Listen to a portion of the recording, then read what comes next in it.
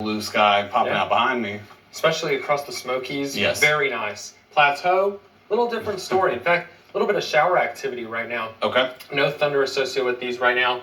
But about a quarter or so of us seeing some rain here at 10:16. For the valley, kind of a mix of sun and clouds for a lot of us. But Anakeesa looking very pleasant across the Smokies right now. Kind of a mix of some upper level cirrus clouds, then also some cumulus clouds, a little bit of lingering fog as well. So a little bit of shower activity starting to blossom up along the I-75 corridor from Caryville down to the Harriman area in Roane County, Morgan County, and Scott County as well, moving into Campbell County. So we'll follow it, Caryville, along the I-75 corridor, and then just east of Wartburg, down into the Kingston Harriman area along the I-40 corridor, seeing at least a few light to moderate showers right now.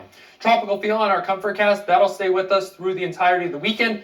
Upper 70s right now, 78 Barberville, even up to 80 now in Oak Ridge, 78 Tellico Plains, 76 in the Maryville area.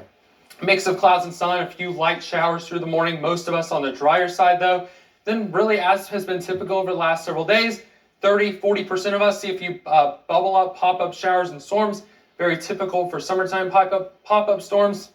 As they fall apart, really the concern would be some 40, 50, maybe up to 60 mile per hour wind gusts. And then once the sun sets, as has been typical, those collapse, we clear out. Another just muggy and mild night with a little bit of patchy fog to start your Sunday. Low wind level 1 out of 5 severe weather risk, and east of the I-75 corridor, level 1 out of 4 low wind flash flood risk. Really just because of how saturated the soils are, these will be slow moving storms, any ones that we do see. With how much moisture is at the lower levels of the atmosphere, temperatures in the upper 80s for many of us, it'll feel like the upper 90s, to even some triple digit readings, Kingston to Tellico Plains, Spring City, very mild, very muggy once again to start off your Sunday, and then we'll do it all over again with the scattered shower and storm opportunities. Probably a little bit higher coverage tomorrow, so about a third of us or so see it today, probably closer to half of us tomorrow. Upper 80s once again, feeling like the mid to upper 90s with how much moisture is in place. Another low end severe and flood risk, level 1 out of 5 severe weather risk, I-40 southward across the Smokies and moving into the Carolinas. Monday, most of us look to be on the drier side, maybe a couple pop-up storms over the higher elevations.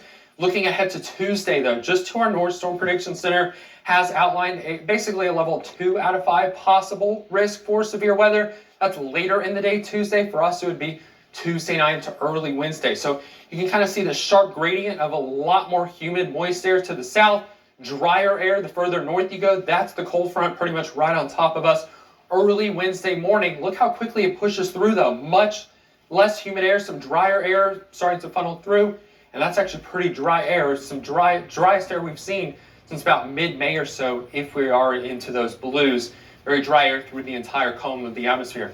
So Tuesday night to Wednesday, we'll keep a close eye on the low end severe and flooding threat. Wednesday, it'll take a little bit of a while for that cold front to move through, so still at least a few lingering showers look possible and pretty warm. But Thursday should be mainly sunny, winds will taper off, and it will be dry as well. So it should be very comfortable Wednesday night into Thursday. That's almost a 10-degree drop in temperatures for those overnight lows, waking up in the mid-60s, a bit more crisp feel as well. Well,